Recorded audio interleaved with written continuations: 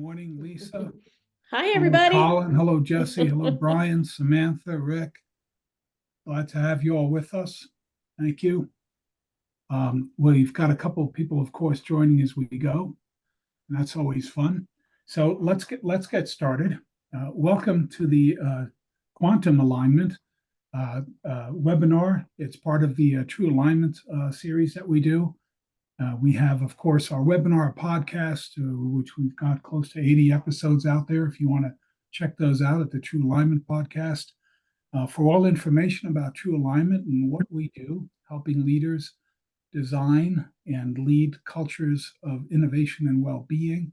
And we work at the intersection of professional and personal life in that unique space, as all things are about, eventually, are about alignment to ourselves, alignment in our relationships, and of course, alignment in our organizations and in business, which is the greatest predictor of success.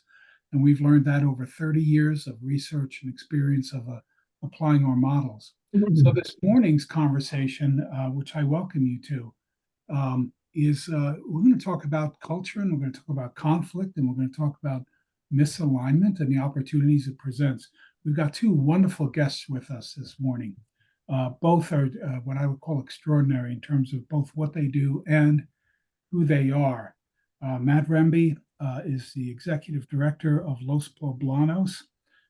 He's got a wonderful background in design and fine art, and he has taken over and has very, very successfully built I would suggest to use a more than just a family business. It's just an incredible hotel, spa, lavender farm in Albuquerque, New Mexico. And as I had just previously mentioned to Matt, it is one of the most beautiful places that you want to stay and visit in all of the country. And as you might gather in my over 30 years of doing over 100 presentations a year, I've been to a lot of places around the world. And Los Poblanos is by itself just absolutely special. And also, I ought to mention it as being a chef in the past.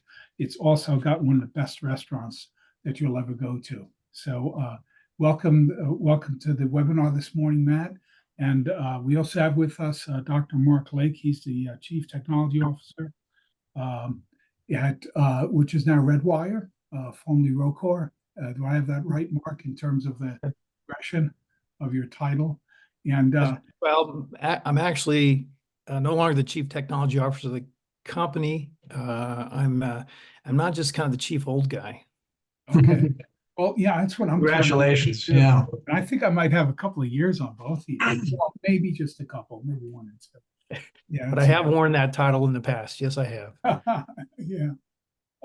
Which isn't a bad title. Though my favorite, as you shared with us previously, is that you do neat space shit, which is kind of the tagline that your brother gave you back in the day. You do strategic consulting. You work with ventures and multi-organization ventures. I know also that you've got an incredible career as a researcher and as an engineer. Well over 50 publications on aircraft and spacecraft. I was just a recent conversation with you when you were at the air show in Wisconsin, and how you just went into the stuff about the aircraft there and your excitement and enthusiasm. Absolutely just a wonderful conversation with you. And you're an associate fellow at the American Institute of Aeronautics and Astronautics. And I should not ever fail to mention, both of you are quite great at writing. Both pieces that you do about your organizations and your work. And Mark, you're the author of The Inventor's Puzzle, Deciphering the Business of Product Innovation, which is a really cool book. So it's great to have you both with us. Great to be here. And for those of you that are just joining us or already online with us, please go ahead and use the chat for all questions. If you're just tuning in now, Matthew Rembe, Executive Director of Los Poblanos in Albuquerque, and Mark Lake, who does neat spaceship. So I just love that one. Our conversation today is going to be about one of the most important topics that we if not the key topic for leaders and organizations, and that is how conflict is managed. So let me tee it up a little bit here in terms of what my thinking is for this dialogue here this morning. First and foremost, we should know that what the data tells us is that one of the key, if not the key indicator of people's experience of their managers, of their leaders, and of their cultures and organizations is how conflict is managed. Most of what's interpreted as being acceptable, unacceptable behavior and paths to success goes through understanding how conflict gets managed. So we have that aspect. We also know from what the data tells us is that the number one barrier to change and innovation in organizations, the number one barrier to innovation, and this is based on a survey of over 1,100 CEOs and leaders, business leaders, is that number one is a lack of problem solving. And number two in the survey is a lack of conflict management skills. Number three, of course, is the source of a lot of conflict in organizations, and that's misalignment strategically. So we have that to look at as being what's a good reason to have this conversation. And another great reason is that between Matt and Mark, not only do they have just incredible experience in the realm of organizational culture and leading great culture and managing conflict effectively, they both have very differing perspectives based on the context that they're in. So if I may, to explain further, Mark is you're in space technology and work with engineers primarily, and in a realm of high levels of very competitive innovation that you're in, and cultures that strive on innovation, that strive on ideation, and strive on creating success through a lot of what I would suggest is trial and error. And there's a lot of that going on, and of course that's a high pressure situation. And Matt, you're in a situation working with a very diverse population at your Los Banos, and having that as a different context requires you to work in a very multicultural setting. You've got very differing levels of education, and the sources of conflict at times are probably very different from Mark's. Yet at the core, conflict, as we define it as being the tension that exists between my current state, desired future state, is so much based on fear and things that we want. There's also a direct connectivity to both of your contexts that says that conflict is so natural as a part of the human endeavor in business that despite our contexts, which inform us, there's also a lot of great alignments in the experiences that you've had. So I'm going to just start by asking and kind of just throwing one up in the air and see how we hit it. Is what's your experience of conflict growing up, and how does it inform you the way that you now work with conflict in your organizations? And what about your organization do you find to specifically be special about or different about how you manage conflict in it? And either one of you, please go ahead and jump in. I'll jump in, Mark. If growing up, wow, you're really going to the root of this stuff. We're a family business, so I have 3 siblings and 2 parents. My dad passed a couple of years ago, and my mother still lives on the property of this 25-acre farm that is a family property. So that's another layer that's challenging in the business of being in a family business. And I'm the youngest of 4, so that probably can explain a lot of conflict and what motivates me and what why I'm sort of always working to please everybody. But we growing up on the farm, we understood hard work and work ethic, and that this business is very much based on that. It's a key part of what we do here is sort of the dedication to work and the honor of hard work, and it's physical work.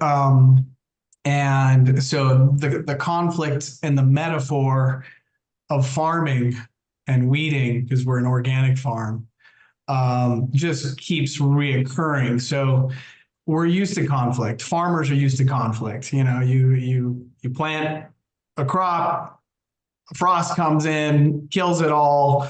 And so our farmers are kind of, they drive a lot of our model because we're farming things that are going in to our body care line, and we're farming things that are going into our menus, and that sort of dedication to the land and authenticity. And but a lot of conflict comes with that. A lot of conflict comes with farming. You have a plan. You get hit with terrible weather. The plan's thrown out the door. One other example is we see a frost coming, and we have 400 pounds of poblano chilies in the field. The kitchen team is focused on a wedding and dinner service, and then all of a sudden it's like, hey, by the way, guys, this is our model. Here's 400 pounds of poblano chilies that you got to deal with today. And so everybody has to shift gears.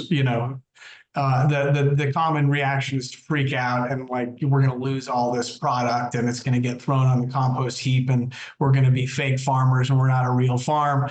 And everybody's got to figure out how to get it on the menu, process it, freeze it, everything real time. And so we use those metaphors for kind of talking about how the farmers are the best in dealing with conflict and change in the other departments, whether that's HR or whether that's our revenue departments, and they're dealing with issues that are market driven or hiring issues. And that really informs a lot of our culture, and it's been helpful. And I think it's kind of romantic in a way, because people are here.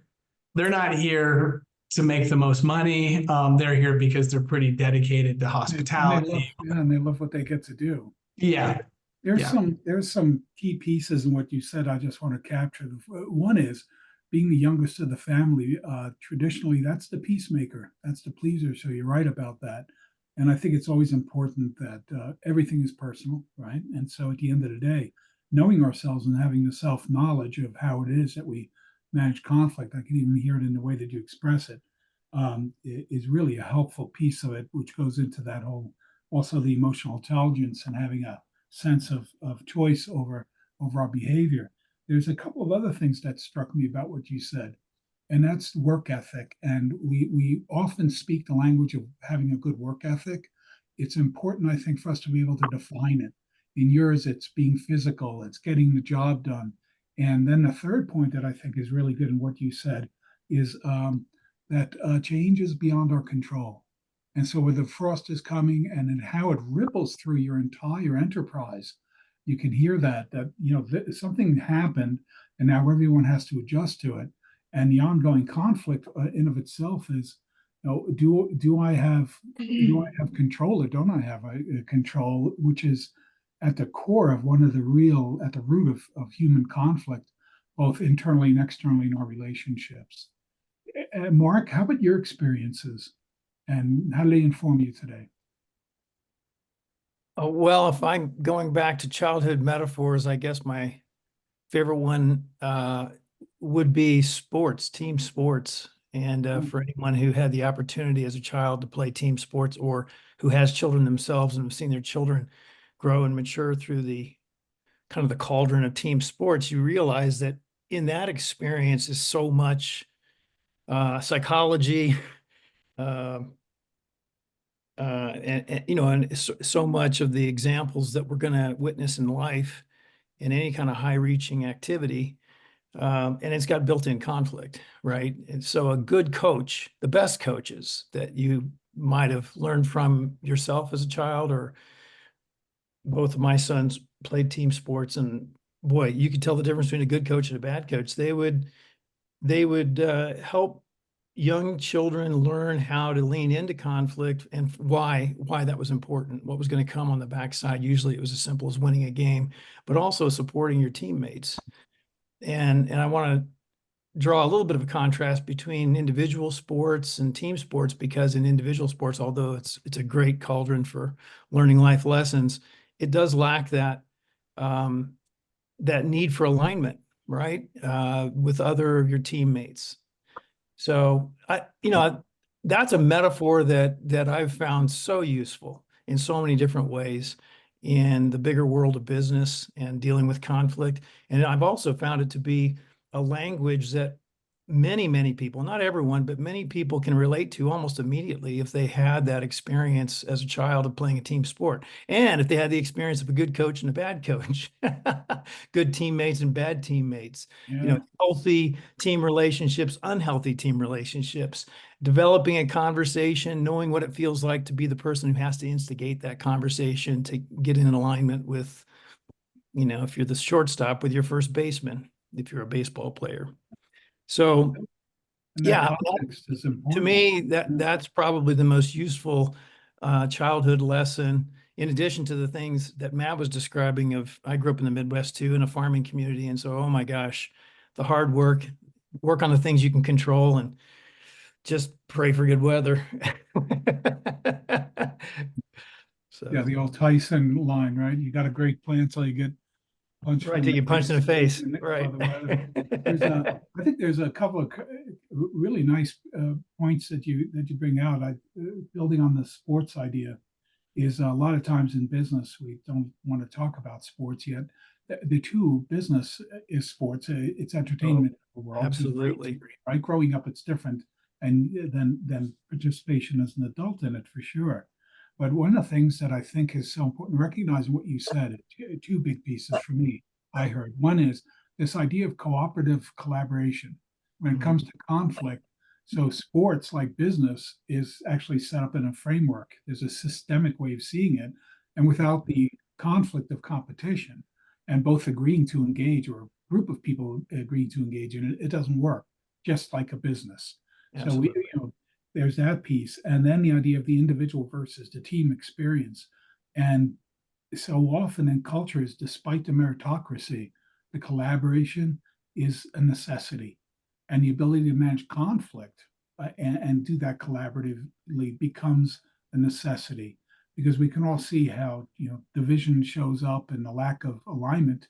Uh, we've been talking recently about unity is a big word that's being tossed around the last couple of months in the political environment. And really, when you think about unity, what we're really seeking is alignment to values and principles, much like we do in the business context. And I think that in of itself is so. Thanks for bringing the sports piece into it, because a lot of times we say, well, that's so different. We don't all see it in the same way yet.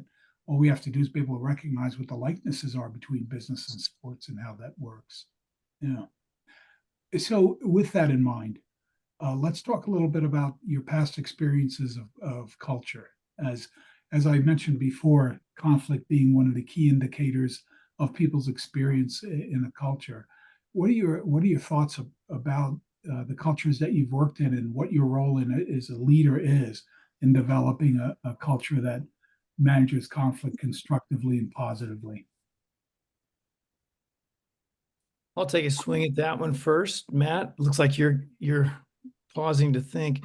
Well, I think for me, and I guess in my experience in different corporate management positions and in different capacities as a consultant and advisor to corporate teams, the first step is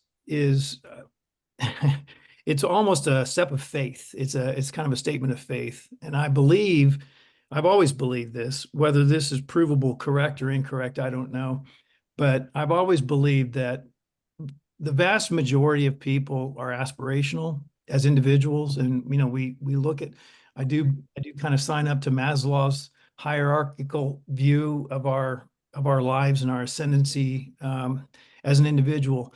And if you recognize that almost anyone who you might be considering hiring into the organization, any team member that you're trying to bring together into now an aggregate and find a good fit on good location on a team, you just have to start. I've always found you have to start by witnessing and understanding that individual's need to succeed. So although we're trying to create a team sport here, we do have a bunch of individual athletes who by themselves have their own aspirations and goals, and they're on a certain journey. So if you're not starting with a certain eye to that and an ear to those factors, and if you're trying to build, hey, here's what we are, you either fit or you don't. If you start at that point, you're going to miss I think you're going to miss talent. You're going to probably misfit people into the organization, trying to hammer into a certain kind of existing framework. And then a quote that our good friend Heather Kuhar shared with me years ago that it's just resonated with me about culture, is that culture is an additive thing. If you're an architect of the culture as a member of the executive management team, you do what you can to kind of frame, hey, here's the alignment, here are the principles, here's where we're going, here's the ethic, here's the shared vision. But then you do yourself a good service, a better service, and the organization will grow much more healthfully. I'm not sure which the right word is. If you recognize that everyone who comes in the door and is feeling an alignment, and they can bring their own aspirational goals and sort of add to the overall vision. So it's additive as opposed to being static. It can be additive if you allow it to have that flexibility. If those are your starting principles, I've found it to be a wonderfully positive, optimistic, and overall very effective journey building culture around people's individual aspirations and goals for something bigger than themselves. There's that idea that we'll be hearing more about because Starbucks has a new CEO, and he's touting that he's a steward. He's the steward of the business, and that at the end of the day, he's the steward of the culture. That's the key. And really glad to see the approach to it and the connection, saying that the culture of the organization needs to align to the customer experience, which is what a great deal of what we do in our work at True Alignment is about, is that idea that the experience. And by the way, the helpful piece, I think it's, I like the and. It's both. Because I think if you're being helpful, you're improving somebody's well-being. It's well-being based, and we're all struggling with the well-being of collectively in our cultures and in our society. And that, of course, extends itself to organizations because we're in a business society. Yeah, that's a good point. So I kind of like those both. But yeah, the idea of and the additive is really powerful. And it probably shows up when there's a conflict, and how you manage it as a leader, and how you guide it, and how you help people to get through the conflict in a healthy way. Because if we're not, all that stress and anxiety is going to impact who they are and impact all the relationships that they're in. I think it serves as if you really buy into that principle, it serves as a healthy reminder to ask, to invite input, to ask input, to continue to check on people's, where are you now? How has your reality drifted perhaps over time, as opposed to assuming that things are very static. Yeah. And as you know, of course, that's, if we're going to get alignment, we've got to constantly be repeating those conversations, revisiting those conversations, right? Yeah, alignment is the conversation of business at the end of the day. There's also, I think, an important element of that, which is that curiosity isn't just subject-based. It's curiosity about human nature and the people around you. Matt, what are your thoughts? Well, I mean, one thing, it's just sort of a gift to give your managers or young leaders you're developing that to have them redefine what conflict is. And when they look at it through a different lens, it's just takes so much weight off their shoulders. In hospitality, it's kind of a 24/7 business, and people are coming at you, nonstop. And so we're dealing with conflict all the time. When we started the business, we had 5 employees, and now we have about 330 employees. And it's always been, really much started as a loyalty-based business. And then we had to turn into a professional business. And when I heard you speak for the first time, Edgar, and was introduced to the concept of true alignment, and you had posed this idea of conflict and change being interdependent. I mean, for me, it was like a revelation, like, oh, okay, this is really helpful for me to bring this into the organization, that conflict is good and conflict is natural. And we actually had a leadership meeting a couple of weeks ago, and we're constantly having this conversation with our leadership team, and it changes, obviously. And we, again, using the farming analogy, put up a photo of fruit tree with frozen blossoms on there and said, what do you see? And everybody talked about the restaurant was like, oh, a lost crop. This is terrible. And the farmers were like, no, we just see farming. We just see nature. And we talked about that you guys, that conflict is a good thing, and that you are the managers of conflict, and it's going to make you better people. It's going to make you better managers. It's going to make the business better. It'll make your life better. And it really, you could feel the burden of little daily conflict sort of being lifted off of them. So for us, it's been, having that constant conversation of conflict, and it's not a bad word, has been a very good thing for our organization. What kind of conversations have you engaged, Mark, along the same line, and when you delve into the topic of conflict with people? I'm going to start with a foundational statement too, because I come from the engineering and science, I guess, science and math, science, technology, engineering, and math, STEM. There we go. From that arena, and making a broad statement that may or may not be provable or defendable in court. The vast majority, maybe 80%. Spoken like a researcher, by the way. It feels like the vast majority of people that are drawn into the sciences and technology arena as a scientist, a contributing, technologist, are introverts, right? If we took Myers-Briggs, most of us would score introvert. I'm an introvert by my nature, but I've practiced the art form of extroversion to get farther forward in my career. And I coach my younger engineers to do the same thing. You can learn communication skills, and you can learn to be comfortable in in roles where you have to draw yourself out of a kind of a shell of introversion. You can do science in an introverted shell. But so I'm making that foundational statement to distinguish the area that I've been working in from perhaps from others. And hospitality is probably a drawing card for extroverts, I'm guessing. I'd love it. It's just wonderful. Yes. Absolutely. And so what does that mean? How does that then, tilt the focus when you're dealing with conflict? Introverts by their nature tend to withdraw from conflict. They tend to become very cerebral and internally focused, and that's very unhealthy, as we all know. We've experienced it ourselves, whether you're introvert or extrovert, right? So a lot of our conversations within our organizations and in my coaching over my time in this area of conflict, welcoming it as part of the workforce, as part of the work environment, and then being productive and using it as a good tool, starts just with breaking down that intent, that tendency that we all have to some degree to shy away from it. And those of us who are introverted, we have a much greater tendency to do that. So you have to make that a conscious decision at the beginning. I'm going to lean into this uncomfortable moment. I'm going to learn the tools and skills that allow me to be comfortable in the uncomfortable. And I'm going to do that because I know there's benefit on the other side of that. And much back to the sports analogy, well, you go to the gym and you work out, you build your muscle strength so that you can get faster going down the track or whatever. And you make the sacrifices to invest in yourself so that you become more effective in that role. And being able to communicate in those moments where we've got to bring conflict to the surface and talk it through is really a hard starting point for a lot of people. So yeah, and I would just add, go ahead, Edgar. No, please go ahead, Matt, please.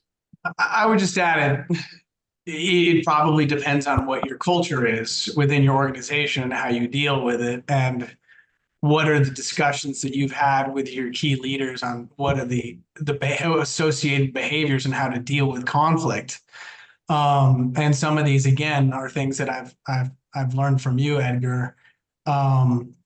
If you're a top-down preeminence culture with expert leaders, you come in and you might solve their conflicts for them. You might give them the answers and tell them exactly how to do things, and they tell you their conflict, and you give them the answer and you send them on their way. We ended up with the kind of physical well-being culture with servant leadership, and And I feel that really plays well to the team metaphor, that you're there to support your other team members and make them better. By making them better, hopefully you make you yourself better. And that's getting down to seeking the truths, and making sure that they're not withholding, and making sure that there is a transparency there, and having the trust to be transparent with each other and to address those things real time rather than when the time is right, which is always hard. Yeah. Either you don't do it at all, or you do it when the time is right, or you do it real time. And at the end of the day, we're all human, so we juggle those when the time is right and real time all the time. And that's where you see tons of conflict. Like, why didn't you tell me? When was I going to learn about this? But what we're really trying to do is learn how to listen and learn how to develop and coach leaders. So just by inquiry, asking questions, what have you done? What would you have done differently? Do you have a solution? But us CEOs and a lot of us leaders, it's like we know the answer. We're just want to give it to them. And it just doesn't get your organization anywhere. At least in our culture, it doesn't. And if we were an expert culture or expert leaders in a preeminence culture, I'm curious to see how that works. Everybody just knows their marching orders. It's much more predictable. This other culture with a physical well-being is totally unpredictable, much harder, a lot more work, a lot more patience. But when you get it right, the result's pretty good.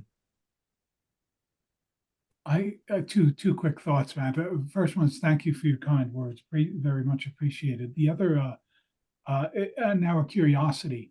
So there's that coaching, and there's the cultural aspect. Is part of your orientation, or I should say onboarding process, in terms of creating a successful employee experience? Do you speak to conflict? Do you speak to the pursuit of truth as part of your onboarding and explanation of your culture? Well, we do. 25,000 divided by 26. I have no idea what that answer is. Mark, what is that?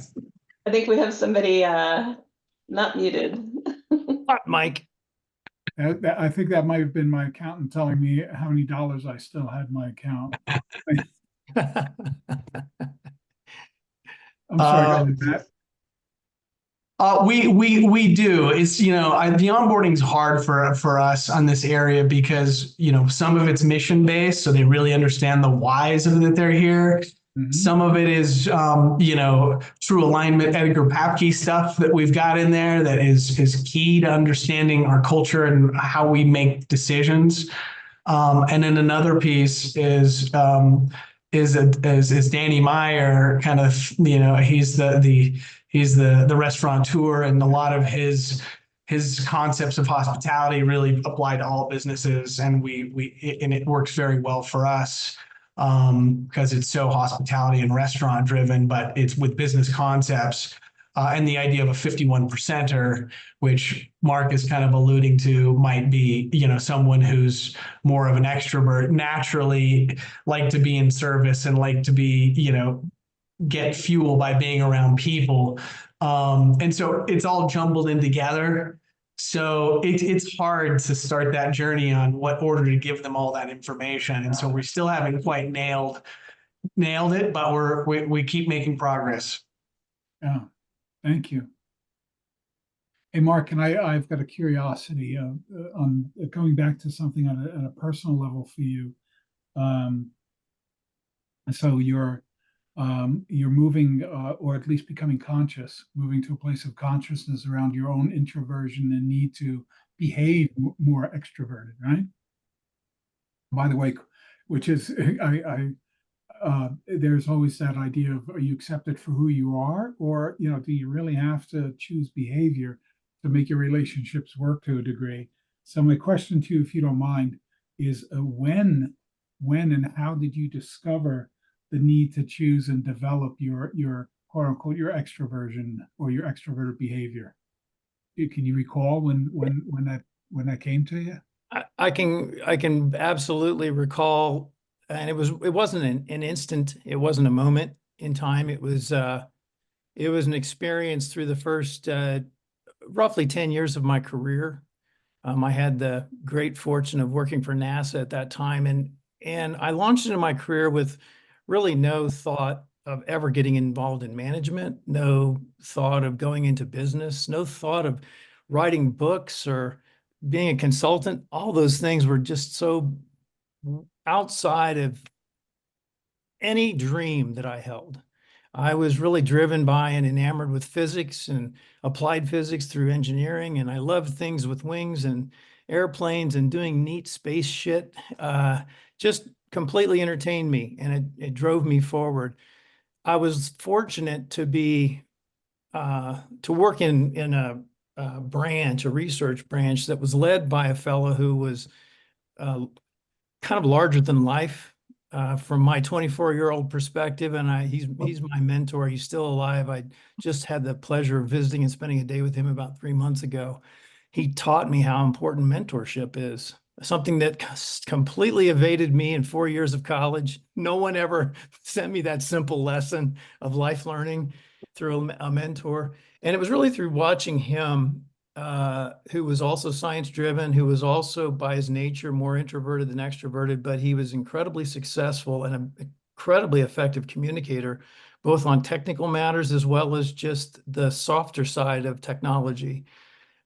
Watching him, kind of like you might watch a musician if you're not a musician yourself, and you appreciate their ability to work in that art form, it just opened up for me this desire to become more like that, desire to have, maybe call it a charisma.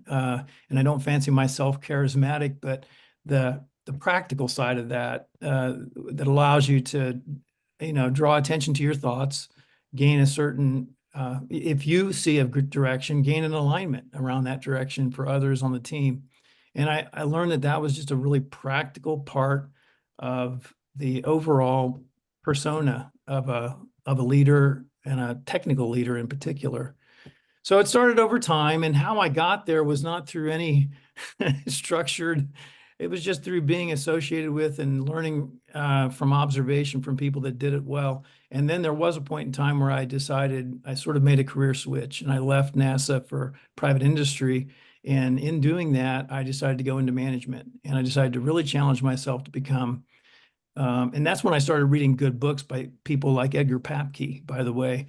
And I just challenged myself to absorb as much information in this area of the kind of the soft science of science as I possibly could. There's a couple of things. Thank you. There's a couple of things in what you said that I think are really notable. The first one is the idea of quiet charisma that you alluded to. Which then can show up so much of what you're actually, in your example, and coming to awareness is around the role modeling, the reinforcement from observing leadership. And it goes back to the idea that in culture, what we do and definitions of success define what's acceptable, unacceptable behavior. And through role modeling, through reinforcement, we see that definition of success. By the way, I have a thought I want to share with you. I hope you don't mind. Is if you down the road, if you decide to look back on life and write a memoir, I think I have a good working title for you, if I may. Things with Wings: My Life Doing Neat Spaceship. The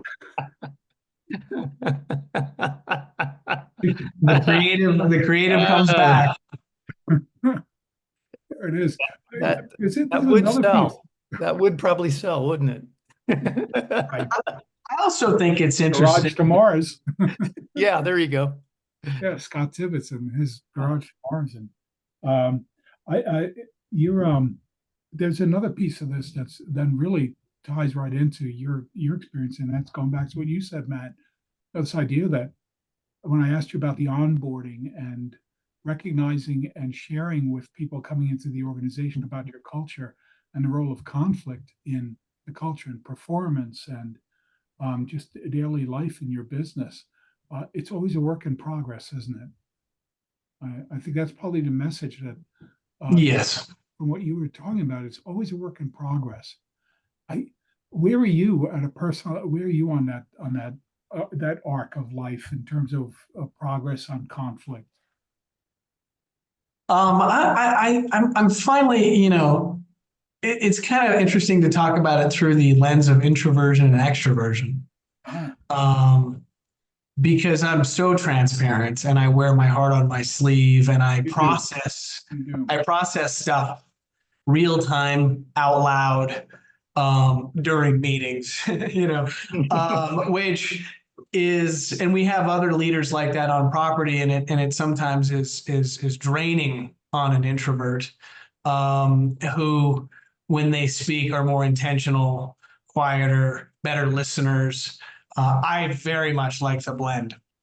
And empathy is one of our core values. So when you talk about onboarding, we onboard on that idea of empathy and actually understanding that there are different ways that people think and process, and the importance of running meetings in a way that are not strictly for extroverts and whoever's the loudest and the most passionate. And so I've had to go through and do the opposite of what Mark has done, where I've had to be, if you took my Briggs-Meyer, I was not a process guy. I was the opposite. And I had to go in and learn to be process driven so I could create game plans and understand the importance of SOPs and clear written and spoken expectations.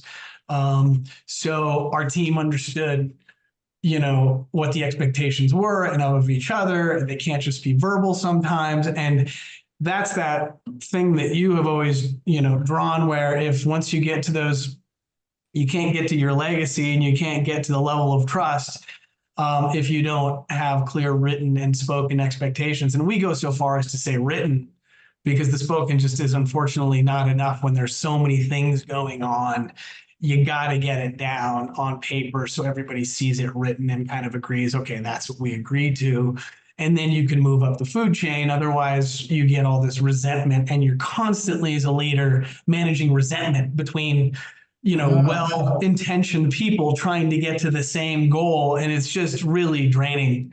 And the hard part is, is if you keep accepting those behaviors, and so one of the things that we say, which is, we have a no asshole rule in our culture. Like, we don't hire assholes, we don't tolerate assholes, we try to call out assholeism behavior in the organization, and everybody likes that. They're like. And so but you also got to give some people leeway in life, because they're having life, personal life things, and they're dealing with conflict and change. And so the empathy thing becomes really important. But to answer your question, I'm finally getting to a level of I think a little bit more wisdom and maturity on that, and where I'm letting my leaders make decisions, and I'm okay with them making decisions. And that's allowing me to pull back and get to the 10,000-foot level, and having frankly a more balanced, work-life balance that is good for my physical and mental well-being. Yeah. It's taken a while. It's taken 20 years.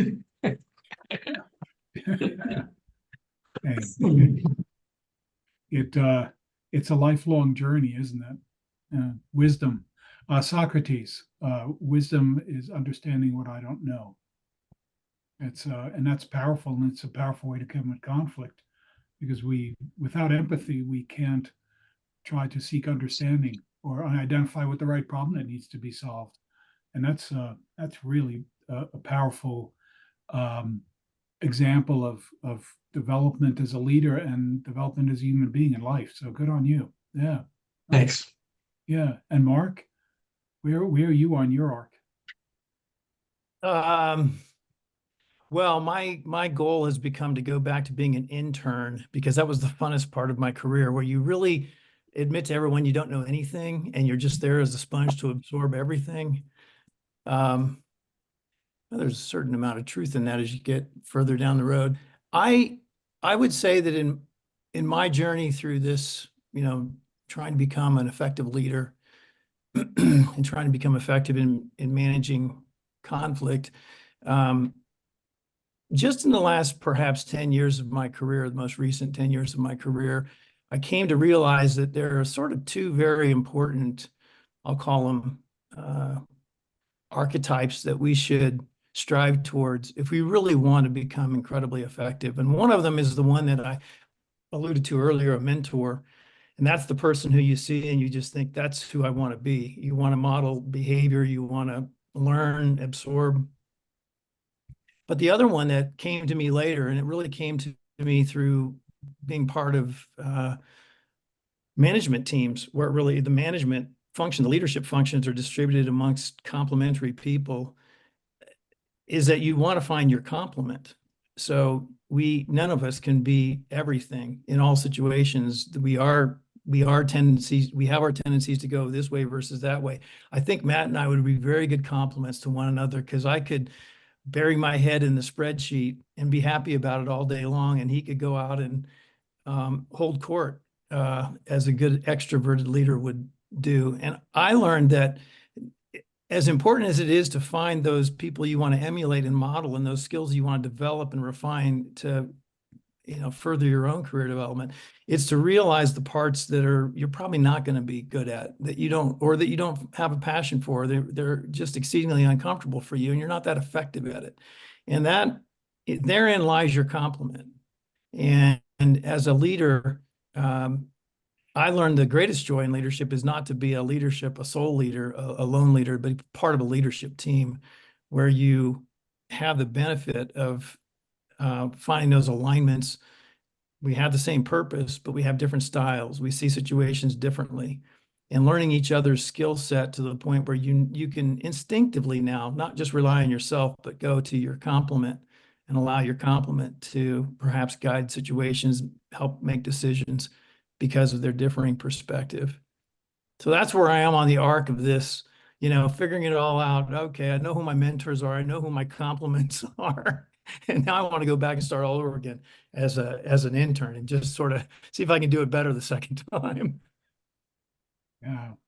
Well, it's so powerful that part of our human nature is to look back on life and say, gee, if only I knew then what I know.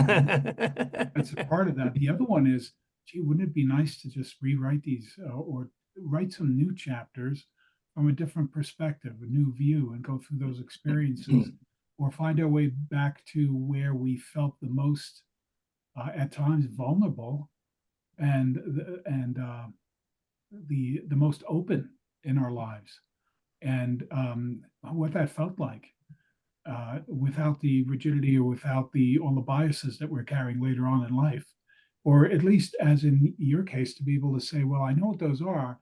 I'd like, behaving like an intern again, or thinking like an intern. It's not so bad. It's actually where the source of good life is.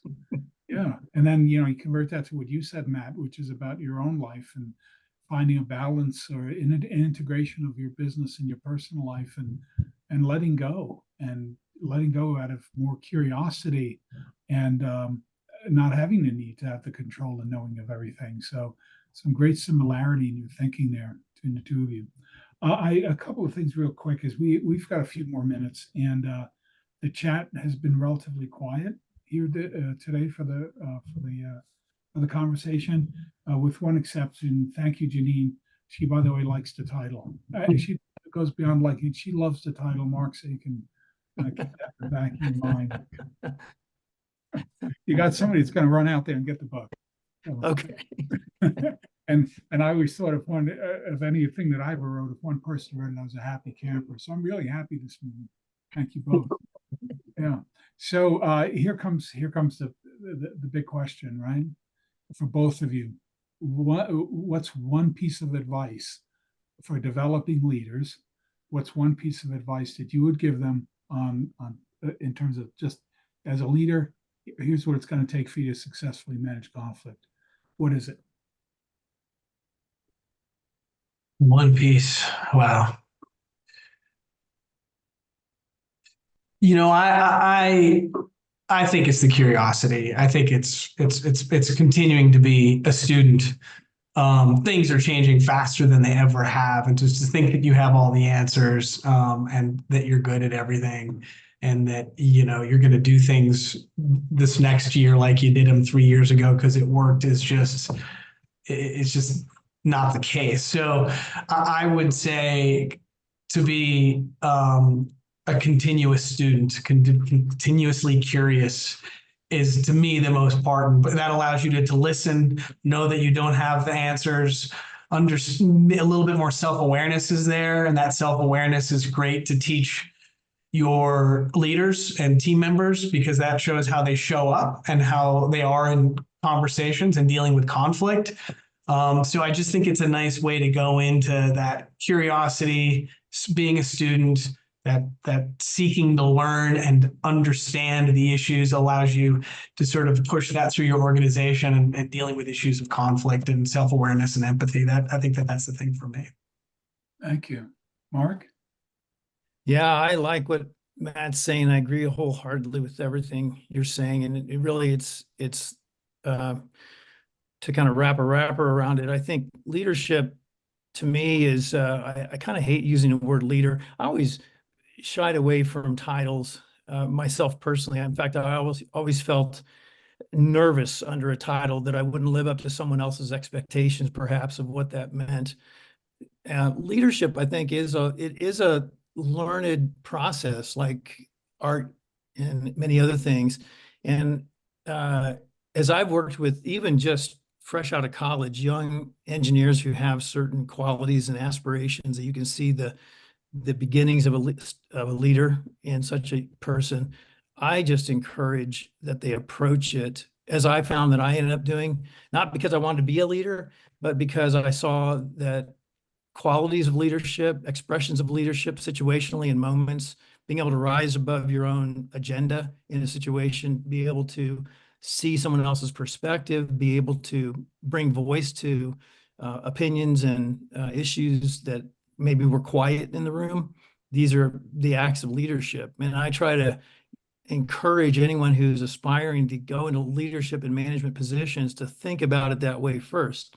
Think about it at a very granular level of a skill set. And that skill set is something I can practice every day, regardless of what my title is.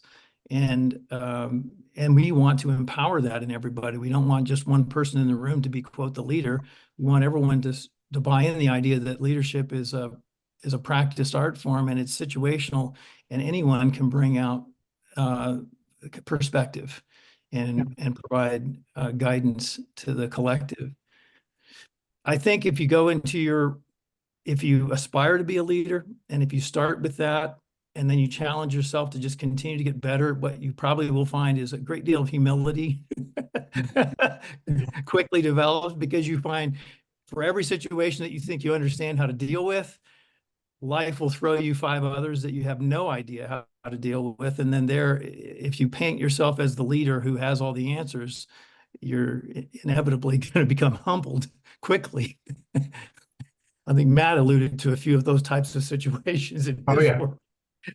Right? So in leadership, continue to work on the art form of leadership, the situational art form, to reveal the truths of the situation, to maintain trust among people, and find that alignment, and ultimately find the direction.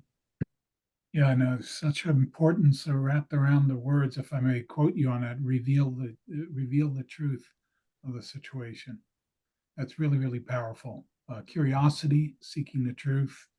The role of leadership in confronting conflict means, understanding and having empathy and listening and understanding the situation. And at the end of the day, great leadership is seeking the truth and being able to work with that well. It's also where the best ideas and innovations come from. Without the truth, we don't understand what the right problem is to be solved, do we? Yeah, it's great stuff. I'd like to thank both of you very, very much for taking the time to join us here today. It's been just wonderful having you, Mark Lake, and Matt Rembe with us. Just really a wonderful, insightful conversation with the two of you. Very, very much appreciate you being with us. Thank you. Thank you so much. Thanks for having us. Edgar, and thank you, Matt. Very enjoyable. Thanks, Mark. Hope to see you in New Mexico one of these days. And thank you all. Yeah, it's beautiful. You got to go, Mark. It's just gorgeous. And with that, I'd like to remind everyone, you'll be able to find this webinar and share it with others. We'll be posting it. And also to tune in to the True Alignment podcast and visit truealignment.com for more information and insight, which, by the way, we're launching a new website in the next week, I think. And so we'll be adding more content and more resources for you there. In the meantime, you can always write us at info@truealignment.com. And thanks again, Mark. Thanks. And Edgar, we want to send it back to you. Thanks for the work that you do. It's really changed our organization a lot. And for me particularly, it gave me a lot of guidance in how I shaped this business. It's been a wonderful gift. Thank you. Thank you. You're very kind. Thank you very much. Be well, everyone. Live aligned. Thanks, Edgar. Thank you.